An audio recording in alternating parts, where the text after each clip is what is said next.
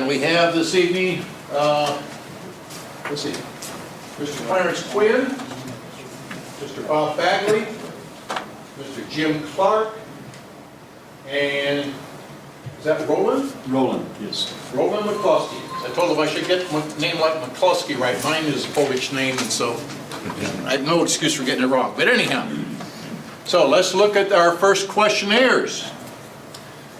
I will read off the last three numbers of the ticket. I think they can introduce themselves first.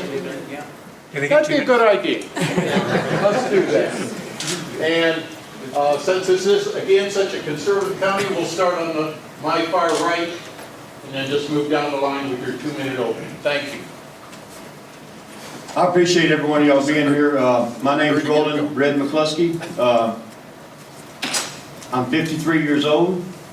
I've lived in East County, Precinct 4, my entire life. My family history goes back well over 100 years there in East County. I'm married to my lovely wife Nancy here. We have 5 sons and 2 daughters and numerous grandchildren. I have been real active in my community. For many years I have chose from my heart to raise money to help people out. In the process of doing that, I was fortunate enough to be one of the people that was able to head the benefit that we had for our fallen firefighter that passed away in the fire, Mr. Gary Staley over there. After that, we continued on raising money until we got into the Shattered Lives program, which goes around to the high schools and teaches the importance to children and what to do. Now, after the Shattered Lives program and we continued on with our benefits and charities, we also started giving scholarships to New Caney High School, Porter High School, Splendor High School students. Last year alone, we was able to give 7 seniors scholarships that added up to $4,800. So I'm proud to be involved in that in our community. I'm proud of the people that live in our community. And what can I say? I just love where I live out here. Thank you.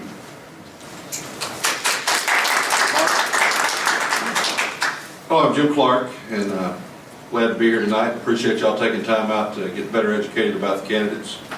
I believe you're here for the same reason. We're concerned about what's happening in our community, and you're looking for the most qualified candidate to lead Precinct 4 moving forward. I've lived in East Montgomery County my entire life, which is 52 years. I'm married to my lovely wife, Kelly. I have 1 daughter, 1 son-in-law, and 2 beautiful grandchildren, Levi and Addison.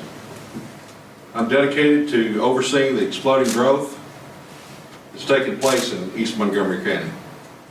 My background includes project management, successful business owner, construction manager, residential subdivision development, and I'm currently a commercial real estate broker. My skills include large project management, working knowledge of drainage, roads, and construction, contract negotiation. I've negotiated many multi-million-dollar contracts and always received positive results. I'm a proven leader in business as well as many civic and fraternal organizations. I'm a people person. I can achieve positive results. I'm also a very effective manager, and I lead by example. I'm a human, and I have faults just like anybody else. And I believe in what's right by God. God is our almighty judge. And I believe in listening to the will of the people. I believe in smaller government. And I also believe that, we should go by the golden rule and treat others like we should be treated. My name is Jim Clark. I'm running for County Commissioner for Precinct 4.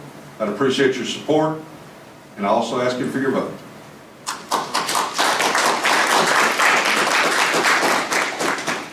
Hi, my name is Bob Bagley.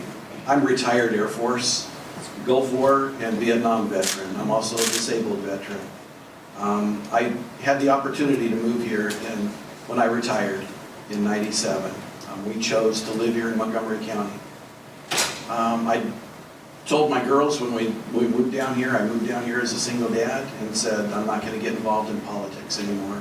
I'm not going to get involved in anything. I'm going to stay home and take care of you kids. It took me 6 months of living here in the county, and I couldn't handle it anymore. I spent 2 years working at Montgomery County Republican Party on Thursdays volunteering, and I continued to see the things that are wrong in this county. The Joe Corley facility was brought up earlier, and the lack of ethics that we have on Commissioner's Court was brought up by the grand jury, and it just appalls me. We talk about not only the integrity, but we also talk about transparency. And years ago, we never had to worry about transparency with government because we always believed our government was doing right. Now it's a buzzword because we don't trust our government. We fear our government, and rightfully so, because they have so much control over everything that we do. We're in debt in this county. We've already heard over $700 million. Our school districts are $2.5 billion in debt. CISD alone is $1.5 billion in debt. Some of these debts aren't paid off until 2042, and this is ridiculous. We're not going to change unless we make the change this time around. I'd like to thank you. I'd like to ask for your support and your vote.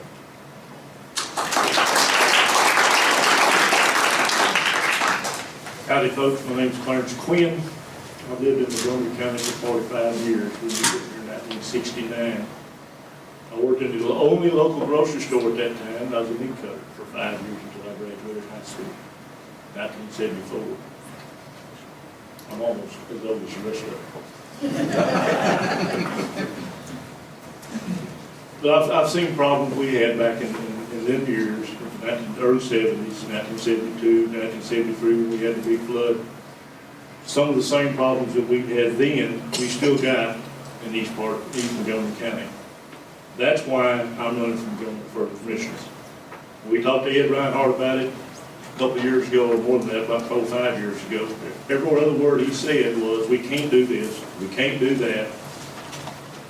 Folks, we put our minds to it, we plan the work, we can get it done. There's no reason why we can't get it done. Just because we got a commissioner that says he can't, don't mean we can't. Like I said, I lived here for 45 years. I believe in God. I put God first before anything. Vote for me. We win with Quinn.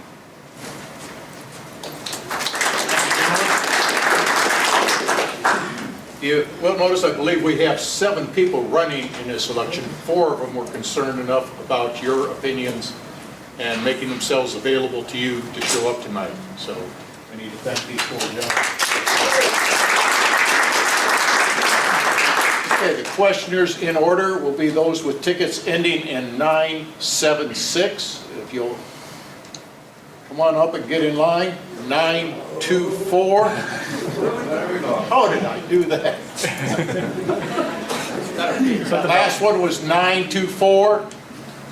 977. 963. 975. 951. 923.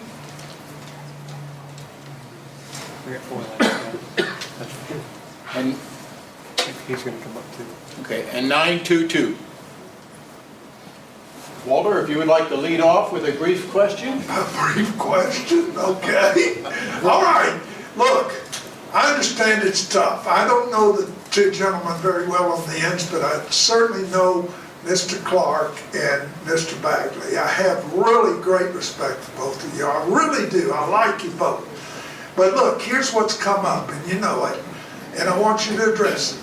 2 things. Number 1, the Montgomery County Tea Party is apparently after you big time, Mr. Clark, and I want you to answer about these liens. Now, the statute of limitations is run on everything that I've done. That's why I can just tell you, I can be outspoken. But I want you to address what you think about that Montgomery County Tea Party and Mr. Bagley. I understand that you have your campaign manager is on the screening committee, the endorsement committee over there at the Montgomery County Tea Party. So I want you to answer again, what do you think about these tea parties and what's going on here? Everybody is waiting, and according to the Courier reporter over there, is waiting for the answer to this question. Thank you. We'll start with Mr. Clark, and then Bob, and then your other gentleman will have a chance to say anything you care to about the question, even though they weren't interested. All right. Well, I have a feeling I'm going to get asked about my tax liens again, but I will go ahead and address those. I've been fighting the IRS for about 10 years. I'm in the real estate business, and I have very complex tax returns, and got a little bad tax advice. And you know, I'm not going to ask anybody to raise their hand because it would seem unfair to embarrass anybody else besides myself. But I'm supposed to be held to a higher standard because I'm running for office, and I firmly believe that. I'm supposed to be examined. I'm supposed to be questioned, and I'm open to any questions. Basically, me and the IRS have butted heads, and they're not willing to move. And you know, if I'd done anything wrong, if I'd been tax evasion or anything like that, I'd be in jail. We've all seen what's going on with the TV, with IRS and corruption and all of that that's going on. But I'll tell you, they're not a friendly group to deal with. And I'm going to go on to something else because she just gave me 1 minute. But you know, back to the Montgomery County Tea Party vetting process. I did not feel good with Mr. Bagley's campaign manager. I think he should have recused himself. I felt that was unfair. I actually really didn't think that I stood a chance at the Montgomery County Tea Party vetting process because Bob was one of the founding members. But you know, I wanted to go over and give it my best, and I feel like I did.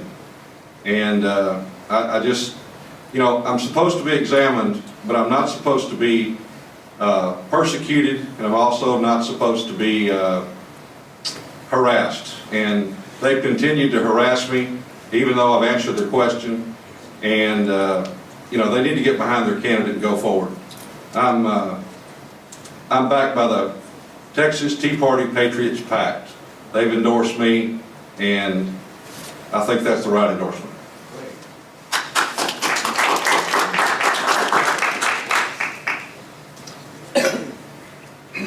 Yes, I did help form the Montgomery County Tea Party, but I also helped form the Texas Patriot PAC.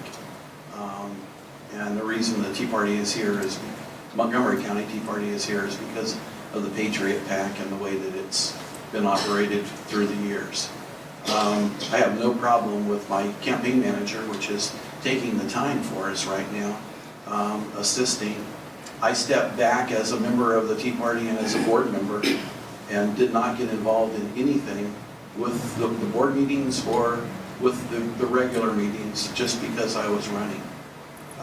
And I felt that was the proper thing to do. To my knowledge, you were not on the vetting committee. My campaign manager is sitting right up front here, and she was not part of the vetting committee at all. She is a member of the Tea Party, but you're not a member. Okay.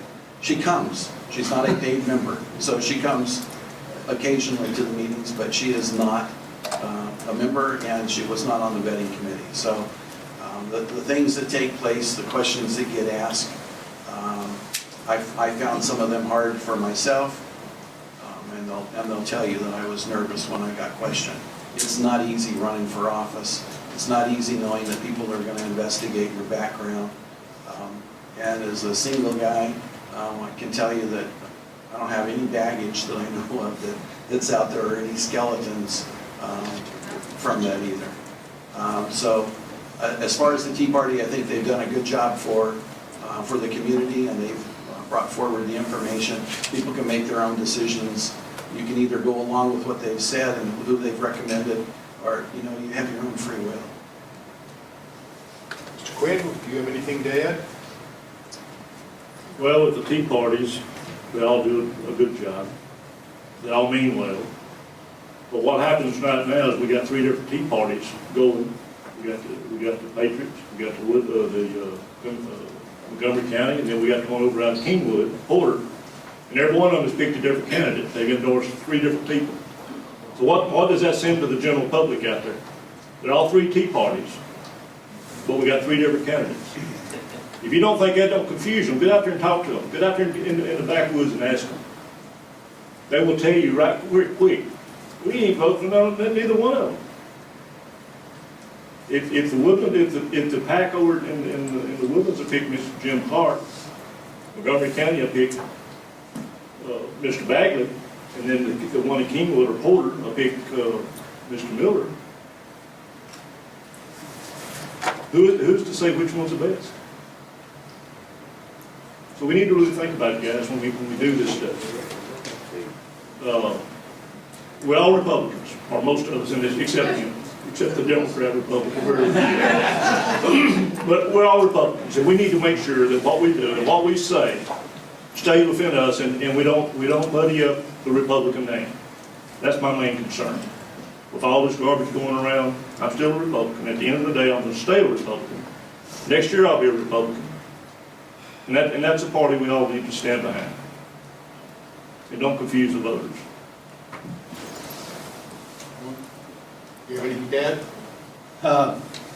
I just believe that throughout all the three of the Tea Parties, they should get together, decide on which candidate they want to back, and everybody back that one person. Rebuttal. I wanted to apologize to the Tea Party and Mr. Bagley. I assumed that James Byers was Mr. Bagley's campaign manager. They have been out campaigning regularly together, seen regularly together, all over Facebook together. I mean, I assumed it. I apologize, I was wrong, but I still think somebody with that close a relationship on a vetting committee to pick the candidate should have recused himself. Thank you. And I'd like a minute too. Okay, 1 minute, Bob. The Tea Parties are not a political party. They are not one side or the other. We allow Democrats to become part of us as well. It's not meant to take over the Republican Party. It's not meant to take over the Democratic Party. All it was people were tired, we're getting taxed enough already, and we need to make some changes. You're not going to get, I looked at, somebody said something about having a charter for Tea Parties. It won't work. Tea Parties are individual entities. Each one of them has their own things that they're looking for. It's no different than having the federal government dictate to the states what the states are going to do. If you have a collaboration and everybody decides they're just going to go ahead and give in, that's part of the problem we've got with politics today and with our government. You're free to make up your own mind. They're free to make up their own minds. And you're free to do investigations that you want to. Thank you. Joel? Name is Jim Doyle, and my question is that we have all this public indebtedness over, what, $1 billion or so in the county, and then plus all the other stuff. Well, why don't we, instead of coming up with new ways to spend money, why don't we just concentrate on paying this indebtedness off early, get it paid off as soon as possible? And I'd like to know what each one of you think of that. And by the way, thanks for this button. That was worked pretty much well. No problem, Jim. We're going to start with Mr. Bagley and move to the right and then come back to Mr. Quinn on this. Well, we have a multitude of billions of dollars here in this county that we're over budgeted. We couldn't survive this if we were doing this on our own. If this is your own personal finances, you couldn't be that far in the hole. And you'd have to be paying it off or you'd end up going bankrupt.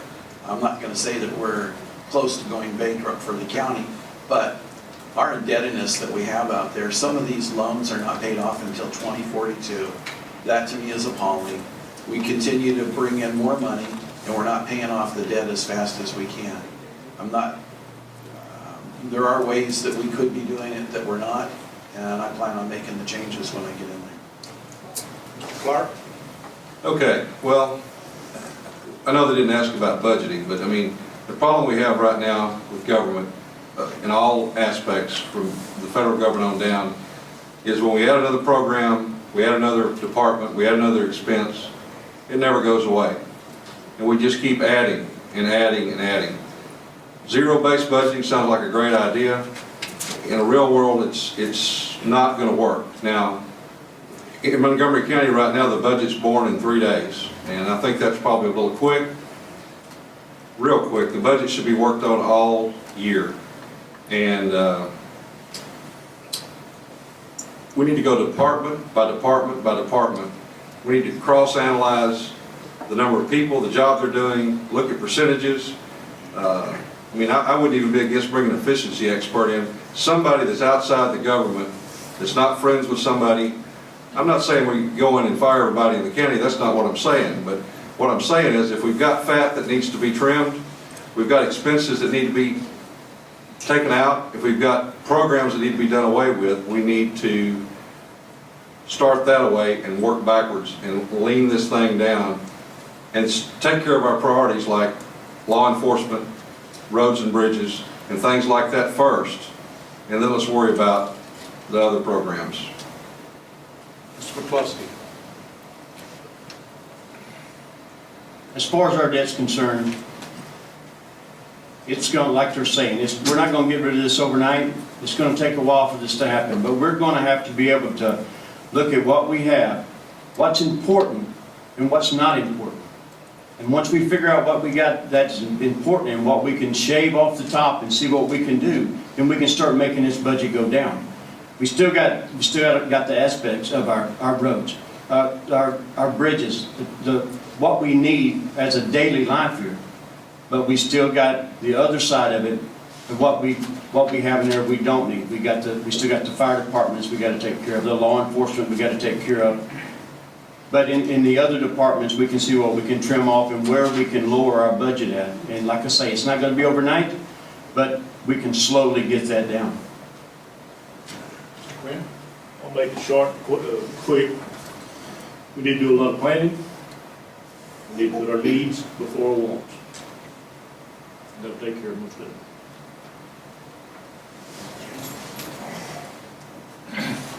Thanks, Paul. John Wertz, Montgomery County Tea Party. I am the vetting committee chair. I can assure you that Ms. Allison was not on my committee. I'm formally also with the PAC. I didn't like their vetting process. We have 8 members on our team of a variety of different specialties, and you can check them out on our website. Yes, sir. Mr. Clark, we've gone back and forth on some emails trying to get clarification on your liens. And I understand that people have a one-off problem, you know, to address, you know, mistake, didn't file this or that, and IRS comes back to you. I got 9 years of liens right here from 2001 to 2009. And I don't think you adequately answered the question follow-up that I sent to you. So I'd like you to address that. And you know, you said you got bad tax advice, and you said that the IRS was wrong. Typically, that's contradictory. The second thing is, in public records here, your 2013 tax statement, it appears that you took an over 65 exemption, and I don't think you're quite that age. I'd like to know how old you are and what qualified you for this over 65 exemption. Well, you're holding 2 documents in your hand, sir, and I'm actually holding about. well, you're holding 2 issues in one hand. If you'll kindly look to the left and look at the address, or I'm sorry, to your right and look at the address. 15268 Dewberry Lane. Yeah. Is that where you live? Yeah. Okay. And if you'll kindly look at the tax statement. Yes, sir. With that house covers, is that the address? The legal description is 15268 Dewberry Lane. It Is is that not, not where you sir. live? It is not. It's one. That's the legal description right here on the document, sir. The L2 is the 250, I think, where your father lives, right? That is where my father lives. My father is well over 65. He had a stroke about 12 years ago. Wasn't expected to recover. He came around and got back, and he said, "Son, you're all I've got, and I'm going to go ahead and deed the property over to you so you don't have to go through probate. That's all we've got. It's my grandparents' old place." So he deeded the property over to me, but upon advice of his attorney, he retained life estate on the property so he can live there for the rest of his life. And he is certainly qualified. He is a Korean War veteran. and he is certainly qualified for his over 65 exemption. He certainly is. But Now, let me- he's at 250. This is for 15,268 where you reside. Is that not correct? It sure is, and I'd like to tell you that I take care of all my father's bills, and they all come to my mailbox. Because at 83 years old, It's he's- mailed to your father, Yeah. right? It's mailed to your father, but this tax statement is on your house. Come on over, John, I'll introduce you to my father, and I'll show you where we live. Okay. But we need to get back to the taxes, because I just would really love to talk about that. I have been entrenched with the IRS for over 10 years, fighting. And I put my foot down and I told them I would not pay the taxes. I've been filing taxes since I was 16 years old. And I've filed every year up through 2012, and I'm currently working on my 2013. You know what tax evasion is? That means you don't file your taxes. You know what tax liens are? That's what happens when you and the federal government have a disagreement and it's not been settled. But My tax. 9 years in a row? These Can are you look all at- separate. Can you look at some of those, or I've looked at they're, them, studied them, it's up to some of them are $200. John. I'm not gonna pay Give me a it. chance to answer the question. Okay, it's up to $150,000 in tax liens, sir. That's great. And continue to harass me, sir, because that's not your job. It's between God and the government. I think the taxpayers have a right to. You need to get know. behind your candidate and quit beating a dead horse.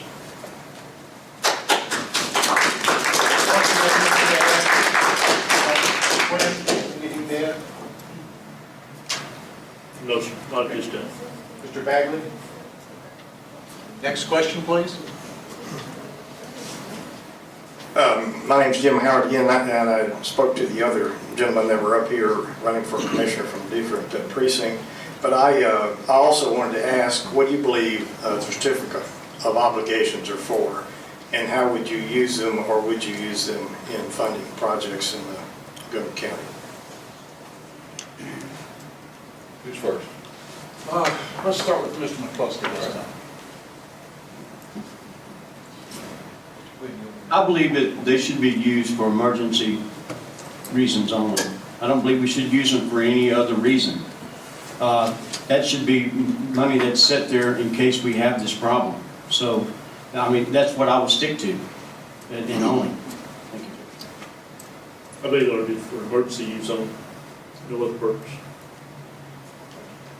I agree with both of them. It should be of emergency use only. The problem that we've had in the past is that the court has gone and tried to get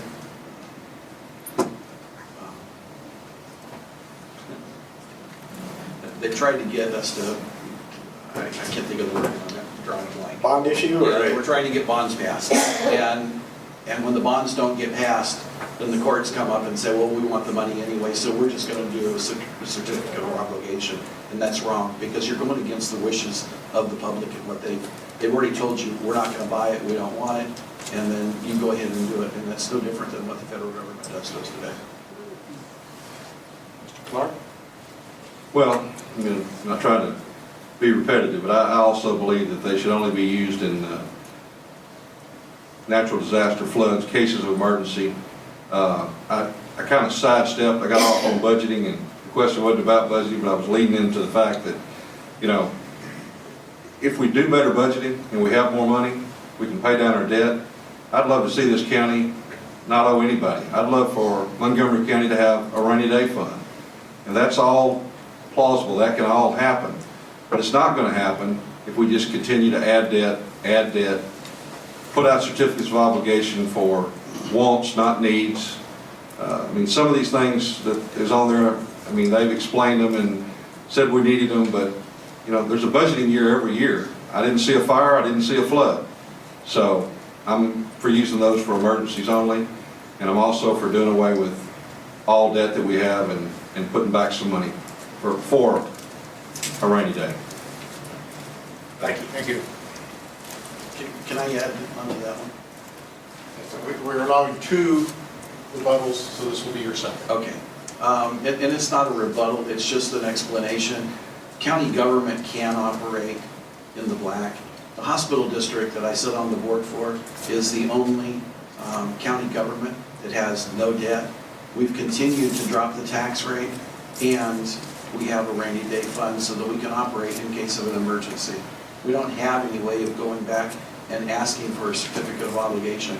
And the rest of the county should be operated no differently. Hello, I'm Pat Tibbs. I'm president of Montgomery County Tea Party.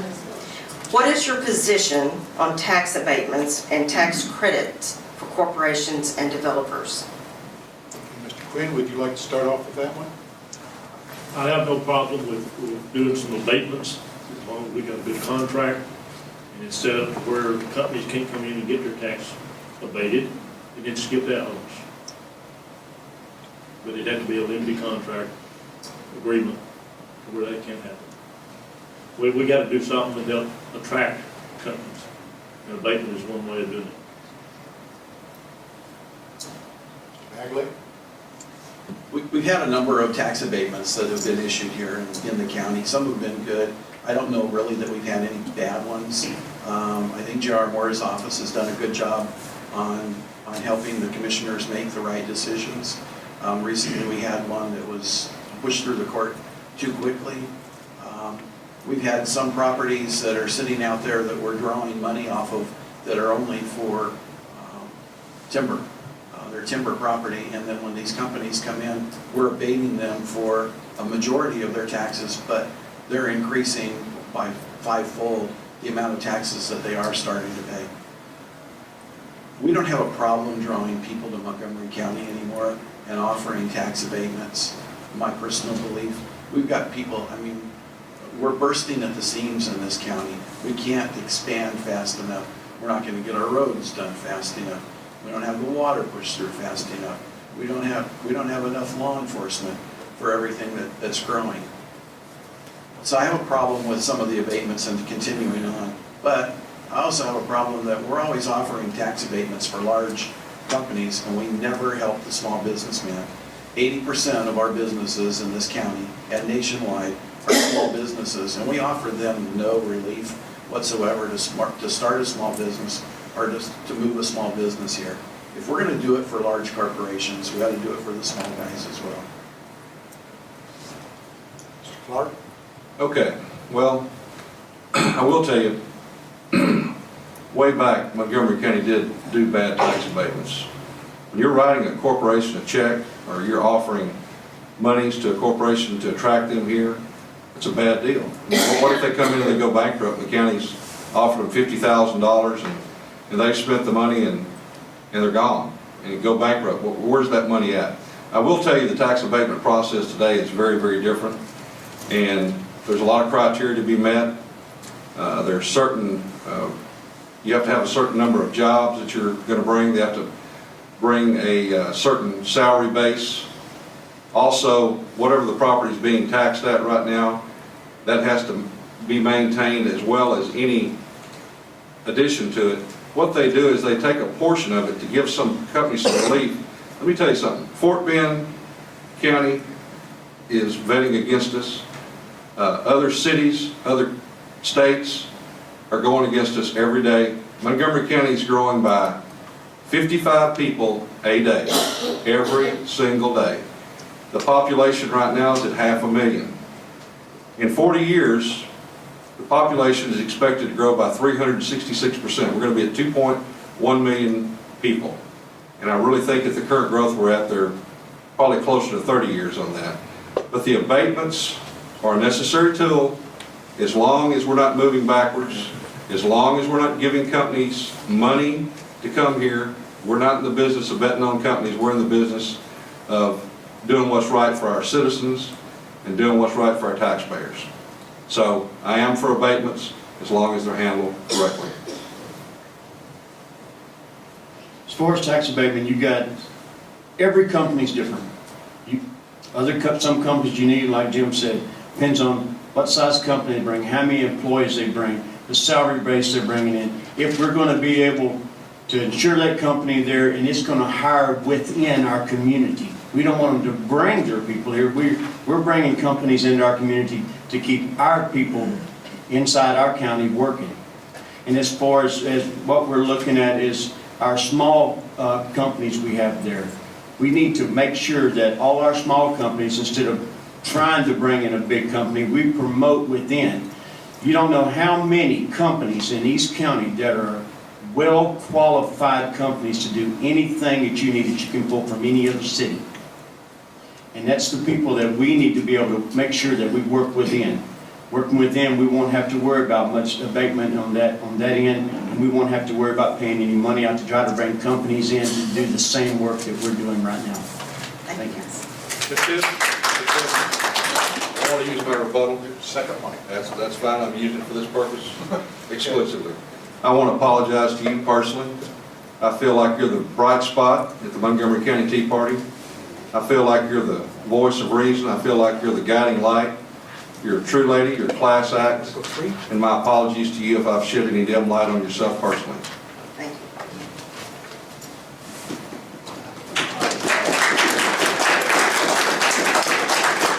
you. Okay, the next set of questioners will be those with tickets ending in 958, 958, 954, 954, 960, 959.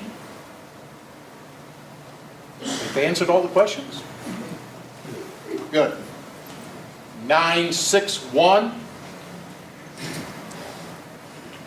957, 962, and 964.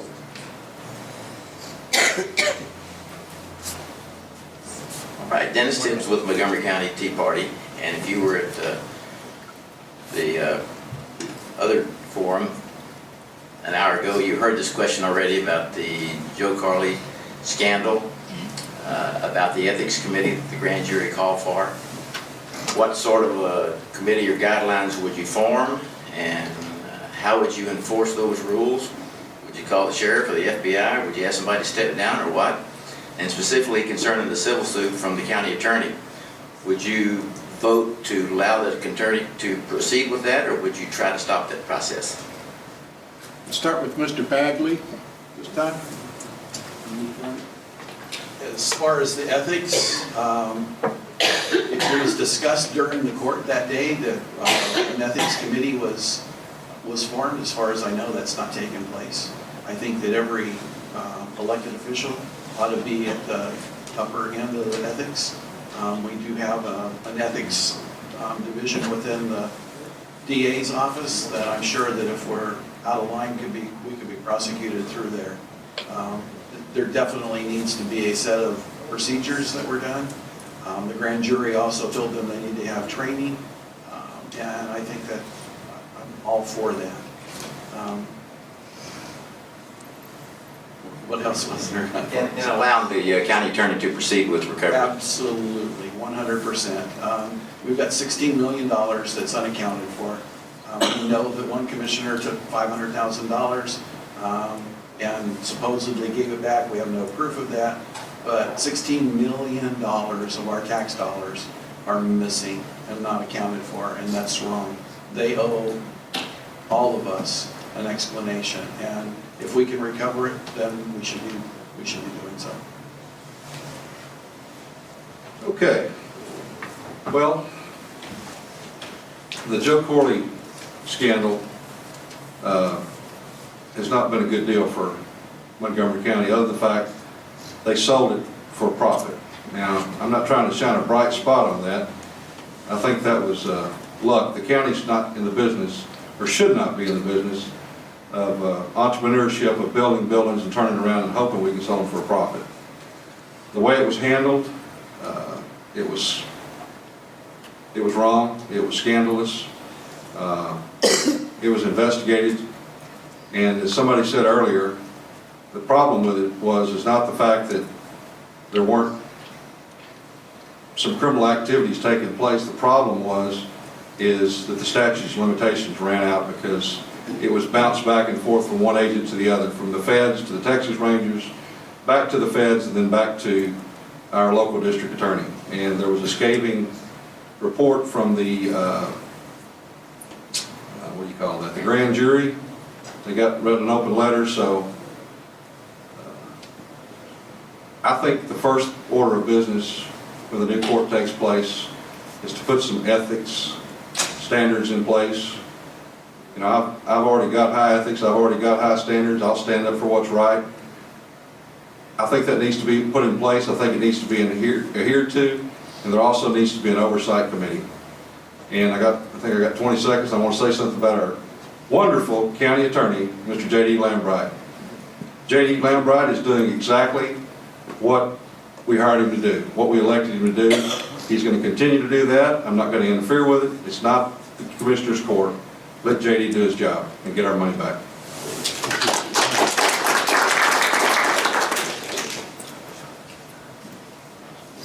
I believe that we should do whatever we can to get our money back. But I believe we also should learn from our lessons that's already taken place to make sure that anything happens like this again, and we have the force set up, that we make sure that all the committees get together and meet instead of one talking here and one writing a letter here and the other one saying this there. I believe that whenever we get together like that, we'll be able to solve that problem, get the issue taken care of, and then move to the next issue that's the main one that's important to us too. I agree with all three of them. We need to get our ethics in order. We need to make sure that something like this don't happen again. And I agree also with Jim Clark. J.D. Lambright's doing a fantastic job. I'll back him and help him in any way I can to find the money that's missing.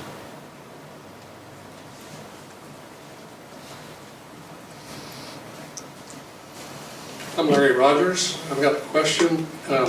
Could you explain the way each of you understand how the money that comes into Montgomery County, how does each precinct, how does the money get divided between each precinct? And if you agree with that system, the way it is now, and if you don't, how would you change it? Mr. McCleskey, would you like to lead off?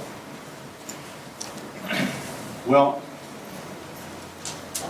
when we get the money in, I think that we should be able to look at what we're looking at trying to see what we're going to have done. Now, I know out of the 4 precincts that we got here, the money it's allotted to each one of them, but I'm looking at to say, what do we want to do here in this county that hadn't been done, in this precinct, sorry, that hadn't been done in the past years that we need to update. And I think that should take place and see where money should be allotted at different places. Now, I know that in Precinct 4 is growing. It's going to double before we know it. And I'm looking at seeing how the money's coming in. And I'll be willing to say that the budget in Precinct 4 is going to double. The roads that we've got is not going to handle the people that we have there right now. So we're going to have to look and see what we're going to need on that end of the county to make sure it's up to date with the people that we're going to get in. Mr. Quinn? Well, we talked about the roads not adequate for the development. I believe some of that cost needs to go back to the developers before the developers come in there and start putting a subdivision in or a big business park in. They need to back up and say, well, wait a minute, we need a better road in here to this. I think the developer needs to pay part of that cost, not just all the county. Yeah, the county's going to be getting tax off of that property when it gets going, but up front, the developer needs to pay some of it. Bagley? Commissioner Nowak started a program working with HGAC and TxDOT to try to put a comprehensive plan together for South County for the roads infrastructure. Something that we've been missing for over 2 decades in this county. That needs to be done throughout the entire county with all of the commissioners. We need to start prioritizing what we're going to do with our roads and with improvements. And by doing so, we can take that entire pile of money and divvy it out where it needs to go instead of splitting it up, prioritizing it, instead of splitting it out between each commissioner and saying, okay, you get a quarter, you get a quarter, you get a quarter. It's not really that easy, but it's pretty close to it. We've continued to do the things that we're doing. We're not a sleepy little community anymore. We're over 500,000 people. Between 2000 and 2010, we grew almost 56% in population. So by 2020, we can assume that we're going to do the same thing. In fact, I think it'll be higher than that by 2020. We can't continue to do what we've been doing. The funds that are there should be divvied out, they should be on a priority basis, and we should be able as commissioners to say, listen, I've got this, it needs to be done, this is a priority, and work with the other commissioners to make sure that that takes place. So again, we're not divvying it out equally for everybody. The correct answer is it's split 4 ways. Doesn't matter how many miles of roads you got, you know, Precinct down here in the Woodlands, and most of those roads belong to the Woodlands Corp. They're taking care of all that. The population base is a lot larger there, but maybe the expenses aren't as great. You go to Precinct 4, we've got 850-something miles of road. We've got huge drainage problems over there. I mean, a lot of that's flat land, floodplain land, and water won't run uphill without a pump. And, you know, smaller counties are on what they call a unit system. And that's where you take all your equipment, move it into one unit. Commissioners have nothing to do. I mean, they dictate what happens to the road and how it happens, but the one unified force takes over the roads, and I'm not sure that's right for this county because of the size and the growth and the things taking place. But I also don't agree that you don't just apply 4 ways because it's just real easy. I mean, it should be done like the budgeting process. We should see what the needs are. We should see where the money needs to go. Of course, you got 4 commissioners, and you need 3 votes to get something across. Unless somebody's out, then the county judge has to be a tiebreaker. But how are you going to get 4 guys to agree that they want less money? Be a lot of them wanting to do it all together, so it's going to be a tough process. I don't agree with the way it works. It should be divided by need and the priorities for the citizens and taxpayers. That's not what's taking place today, and I'll certainly look into it, but I'll be 1 vote.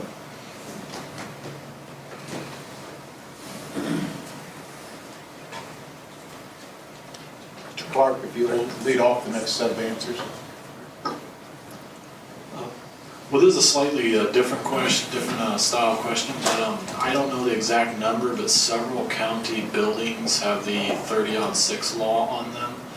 And I'm totally support that law for private business, but I don't think government ought to be doing that. I think that represents a mentality of elitism, that they're not a public servant, you're a public master, and the people that come in that building are serfs. I mean, I'm not saying that's exactly what, you know, they think when they put that on there, but what's your opinion of using the 30-6 law on county buildings, and would you support removing them on the existing ones that have it? For the benefit of the rest of the audience, could you explain what that law is? 30-6 law prohibits CHL holders from carrying on the building in the building premises. Thank you. Mr. Clark, you lead off. Well, I'm very pro-gun, and I'm not real sure where I stand on that, because we got a lot of situations where, like the courthouses and stuff like that, we've got metal detectors up there to protect the judges and stuff, but I mean, there's other departments and other things that are, you know, somebody might be mad at the engineering department. We want them coming in with their handgun and shooting the place up. I don't think so, but you know, we're trampling on the citizens' rights already. I mean, the state made the law. I mean, if you're above 51% of the sale of alcohol in your business, you can't carry a gun in there. I think there's banks and different things like that. And I'm for limited government. I'm for what's right for the people. So I can't tell you where exactly I'm at on it, but I'm for less government. I'll say that. Mr. McCleskey? Well, I guess I can say I'm one of them guys that you can probably pry it out of my hand after I'm dead. But I do believe that the laws they got set up that in the government, in the courthouses, in the banks, in the different establishments that they have, that no, you shouldn't be able to carry your concealed handgun. I mean, I'm a licensed carrier, but I don't carry mine. It's due to the fact that if you have that, look at that security, the law enforcement, more people that we're going to have to employ to be able to watch over the people, that to me that we should be able to take, if we're going to hire more law enforcement, we should be able to use them on a different task other than somebody that's coming in, it could be mad at somebody else and have the advantage. If it's not on you, you don't think about it. Well, I believe at some time in our life, we have to depend on our forefathers to set rules and regulations, and not to carry it in some of the buildings, government buildings like the courthouses. They set that rule for a reason. And I believe we need to live for that reason. As far as carrying guns everywhere else, if you go to a store, they got a sign up, they don't want a gun in there, it's their right not to carry a gun in there. But we should be able to carry guns where we need to. Okay, for banks, that's a private entity, and they have that right to say that we can't carry a gun there. Our churches have that right to say that we can't carry a gun there. Our counties and our cities have the 30-06 law, but if you've got a concealed carry permit and you walk into our state capitol, you're allowed to carry that gun anywhere in that state capitol that you want to. To take that right away from me as a citizen is wrong. I don't care what it's in, and I can understand in the courthouse, but if you've got a concealed carry permit, then you should be allowed to carry it. On the other hand, I believe in the Constitution of this United States, and that Constitution says we have the right to bear arms, and that right shall not be infringed. When you tell me that I have to pay you a tax in order to carry my gun, and then you tell me what kind of gun I have to carry, now we just changed that, so you can carry a semi-automatic or you can carry a revolver. That's infringing upon my rights. When you tell me where I can carry it and how I can carry it, that's infringing upon my rights. I have the right given to me by God to protect myself, my family, and those around me. The government does not have that right to take that right away from me. And I will continue to stand by that. If it's a government facility, you've got a concealed carry permit, then you shouldn't be stopped from it. If you've got a private business and they put a 30-06 sign up there, or they're stopping you from carrying it because of alcohol, I'll go along with that. But no other entity other than that. You know, we talk about people going off and shooting people. The majority of the things that take place are not by law-abiding citizens. It's not law-abiding citizens that are killing people. It's those that have the guns and are not using them properly. Just like it's not law-abiding citizens that are the drunk drivers that are killing people.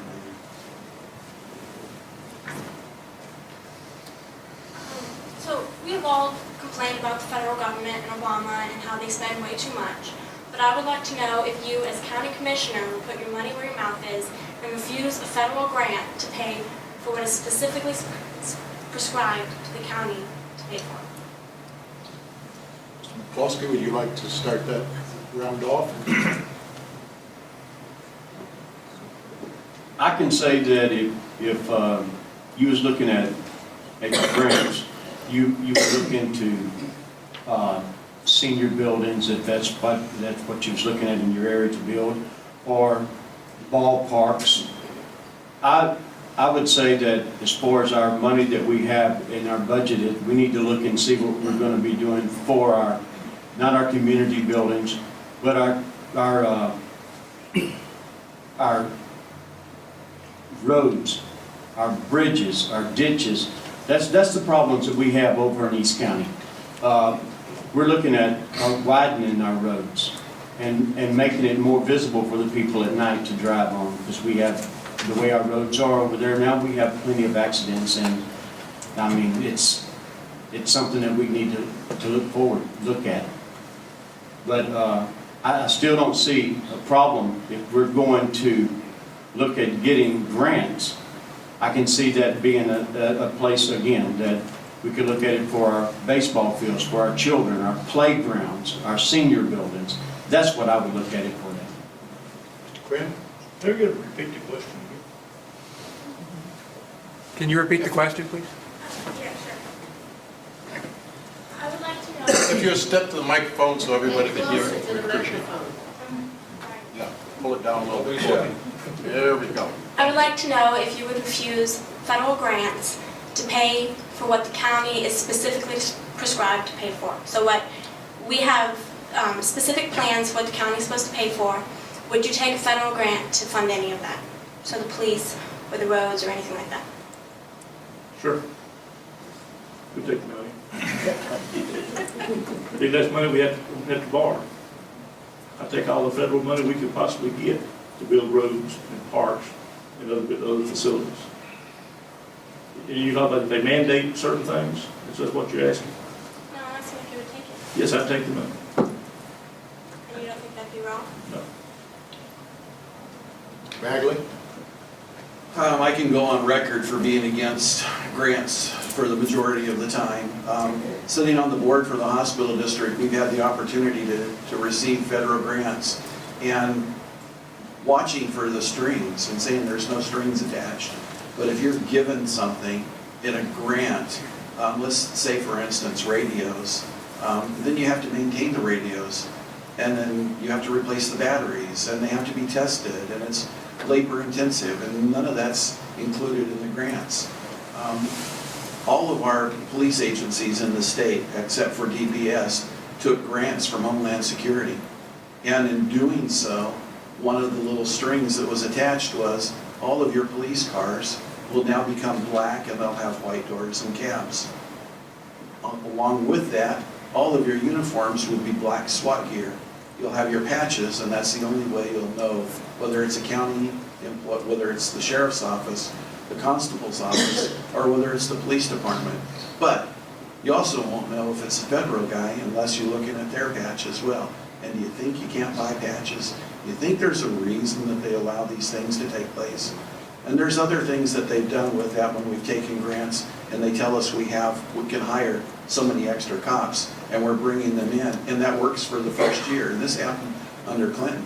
And then every year after that, it decreases, but you've already hired all the cops. Now you've got to increase your budget to be able to do that. There's problems with taking grants. We need to take tax dollars for the roads without strings attached, telling us that we have to put in street lights, or that we have to put in sidewalks, or that we have to do beautification projects, or that we have to do bicycle trails. That's all part of Agenda 21, and we need to be careful on how we take the money. Mr. Clark? Okay. Well, I'll tell you, the federal grants are like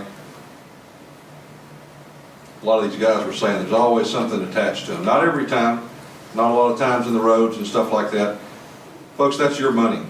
And it's going to be my job as a commissioner, it's going to be Commissioner's Court's job to take a look at each and every one of those grants and go through it and make absolutely sure there's no strings attached that are going to adversely affect us. If we needed new radios, we need to add the radios there. We're going to have to add them anyway. There was some federal money. There was no other things attached.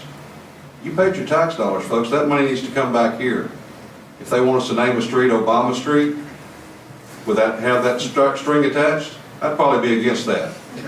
But I'm just telling you, there's good federal tax grants out there that don't have any strings attached that would negatively impact us. We need to take the money, but we need to stay away from the ones where you're in a bottomless pit going back the other way to the government. So yes, let's take the money, but make absolutely positively sure that we're not bound by that contract to do anything for the federal government that we don't want to. Small rebuttal on that.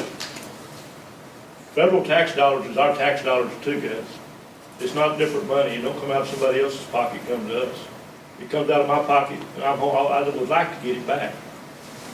So when you talk about federal government issuing grants, that is our tax dollar. That's the tax dollar you paid, tax dollar I paid. I would love to get it back in there with no strings attached. On that note, Mr. Quinn, I would like to thank you all, but Mr. Quinn, if you'd like to lead off with your 2 minutes rebuttal, and we'll move down the line to Ms. McCleskey. Excuse me. Yes, sir. Ticket, nobody called one. There's several people who didn't get their ticket called. You'll have a chance to personally address the candidates here in just a few minutes. Okay. And so we took them by lot. We just only have so much time allotted, I'm sorry. We try to get as many questions as we can. I'll hold them here for you, so you can ask me your I thought you was questions. fixing to wind it up, so you want to say. Yeah, we're winding it up now. They're going to make their final statement, and then they'll be available for you to personally address them. Okay. Guys, well, come out here today, and we appreciate y'all coming out, spending your time out here trying to get to know each one of us. A lot of you already made your mind up before you got here, and that's fine. You heard a bunch of numbers tonight, different numbers, different tax dollars. And if you go to somebody else tomorrow night, they'll tell you a different set of numbers. To get with JR Moore and get down to the bottom dollar is something that each one of you need to do to find out what the real truth is, how much we really owe, how much we really spend. If you look at the numbers on the East Montgomery County on Precinct 4, we get about 2.5% of the total budget to run our roads and bridges in East Montgomery County. 2.5%. If you was to figure it down by the voter, with the tax dollars we pay in, we get about $106 back off our property tax that we pay in. So when I paid my taxes the other day, a little over $2,000, only $106 of that $2,000 I paid in stays in East Montgomery County.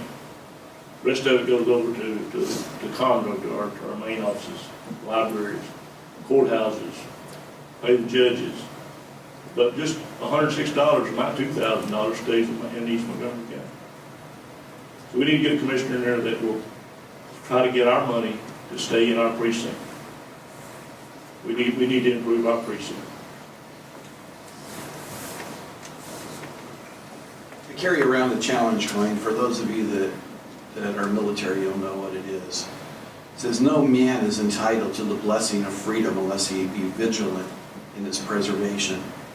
I took an oath when I became a cop. I took an oath when I went into the Air Force as well, that I would uphold the Constitution. I would protect it from enemies from within and from without, those foreign and domestic. Right now, our enemy is our government, and we need to make the changes. This county is not going to go forward unless we change the way government has been run in this county. I'm a member of Oath Keepers, and for those of you that don't know what it is, I ask you to go online and look up Oath Keepers. As a military member, we took the oath, and it's there the rest of our lives. We don't have enough military members that are currently serving the community like they did while they were in the government, and that's a shame. We have a number of cops that continue to uphold the Constitution and uphold the law, and we've gone so far away from our Constitution, just like I said a little bit ago with our right to carry our weapons. We've got a government that tells us we can't preach from the pulpit and talk about government, and that's against the law too. I mean, it's nowhere in the Constitution for separation of church and state. We've taken God out of our country. We've changed our culture, our morals, and the way this country is run, and this county as well, and we've got to change it back. I ask for your support for county commissioners.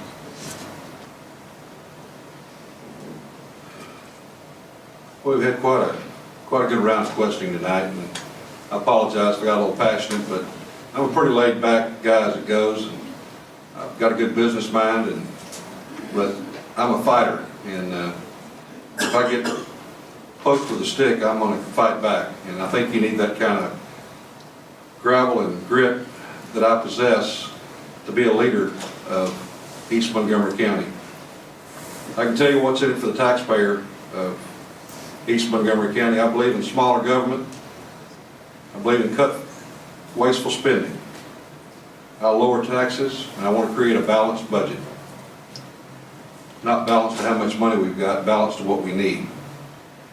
We need to protect our children, elderly, disabled, and all citizens of Montgomery County. The three top priorities of Montgomery County right now are mobility, public safety, and handling the growth by creating the infrastructure that's necessary to handle all the new businesses and new things that are coming. I'm the right person to lead East Montgomery County moving forward. I'm a proven leader. I'm the most qualified. I'm the most experienced. I am Jim Clark. I'm asking for your support. I'm also asking for your vote. I'd invite you to go to www.votejimclark.com McCleskey.com. Learn more about me. My contact information's on there. I'll lead by example. I'll have an open door policy. You'll be able to call me anytime. Thank you for coming tonight.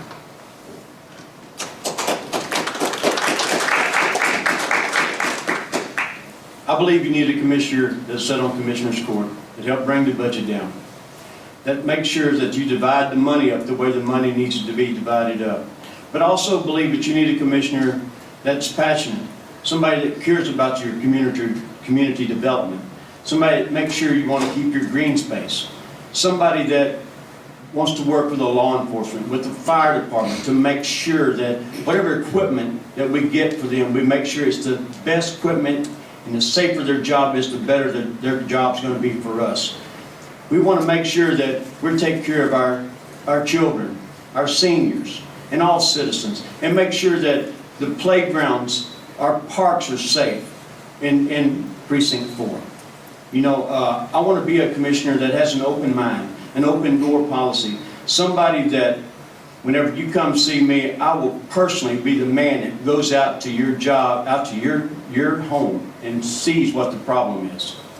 I mean, I don't want you to do it alone. That's why I'm running for county commissioner.